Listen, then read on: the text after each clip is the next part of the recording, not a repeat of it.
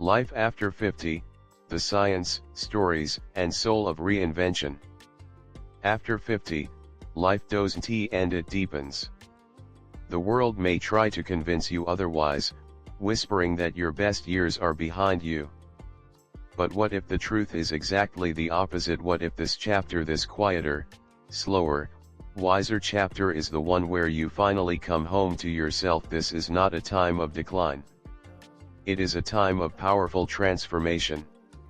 In this long, rich exploration, we'll combine neuroscience, psychology, real-life reinvention stories, and ancient wisdom to help you understand why life after 50 may be the most meaningful part of your entire journey.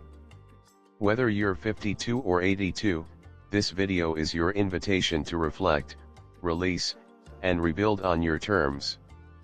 Backhand index pointing right before we begin, do this: subscribe to the channel and click the bell icon so you don't miss new videos dedicated to life, growth, and purpose after 50.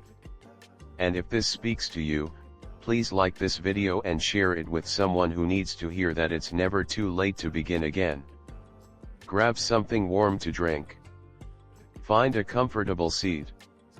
And let us begin. Part I, the inner shift. Who am I now? For decades, we build an identity around roles: mother, father, partner, boss, caregiver. We rush. We serve. We produce.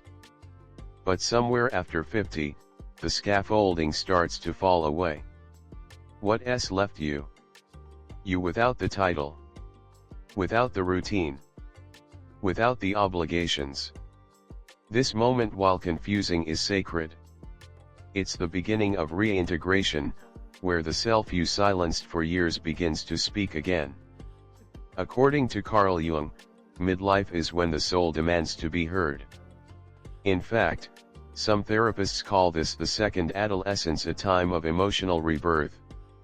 The questions that arise aren't small: what matters to me now? What do I want to feel? What do I want to give before I go? These are not midlife crises. These are midlife awakenings.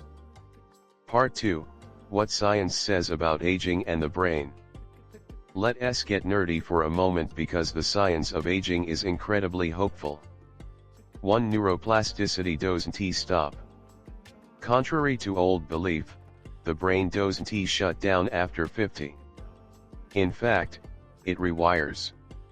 It slows a bit, yes, but it also becomes better at big picture thinking, emotional regulation, and meaning making. Dr. Gene Cohen coined the term developmental intelligence to describe the advanced way our brain functions in later life, creatively and socially. That's why so many people start writing, painting, or mentoring later in life. Your brain is asking you to integrate your life experience. 2. Hormonal shifts, not just a women's thing. Women go through menopause. Men experience andropause. Both involve changes to estrogen, progesterone, and testosterone. This can affect sleep, mood, libido, memory.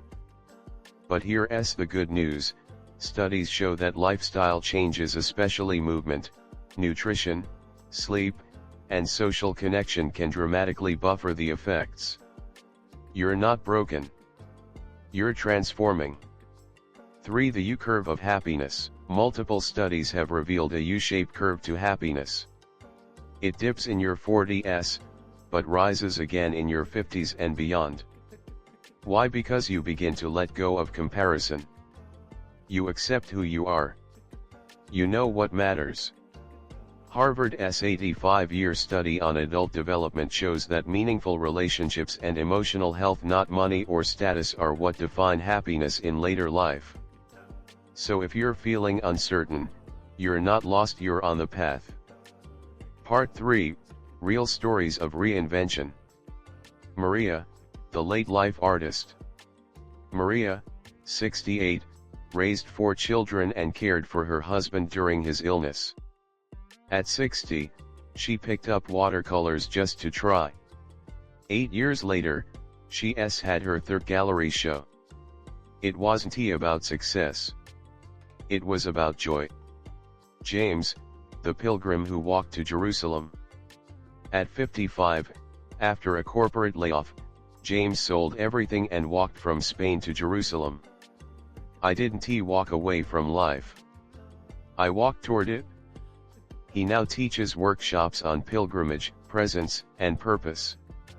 Nora, the therapist who started at 59. Nora had always wanted to become a counselor. At 59, she went back to school. At 62, she opened her own private practice. People asked why I was starting so late. But I wasn't late, I was finally ready. If you're still with me, thank you. That means something inside you is awake. Leave a comment. What is one thing you've always wanted to try but put off until the right time? Maybe this is that time. If this video is speaking to your soul, give it a like and consider subscribing. We're building a community of wisdom, purpose, and presence. Let's go deeper. Part 4, Aging through a Cultural and Spiritual Lens. Indigenous Perspectives. In many traditional societies, aging was not a tragedy, it was a triumph. In Maori culture, elders are seen as puna matornga, wells of knowledge. In Native American tribes, they are spiritual guides. In India, older age is viewed as the phase of renunciation and wisdom. Contrast that with Western culture, which idolizes youth and productivity. No wonder so many feel invisible. But invisibility is a lie. You are not meant to disappear. You are meant to radiate. Slow is sacred. Aging invites us to slow down, not because we're weak, but because we're wiser. Dr. Susan David, psychologist and author of Emotional Agility, says that as we age, we become better at navigating complex emotions, and that's the root of inner peace. Slowness allows us to notice, to savor, to grieve, to love, to be. In slowness, we stop performing and start listening. Part B, 5 Ways to Reignite Meaning After 50.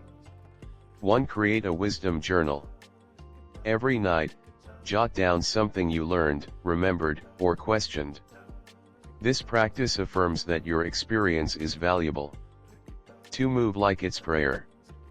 Walking, stretching, dancing movement that feels loving, not punishing.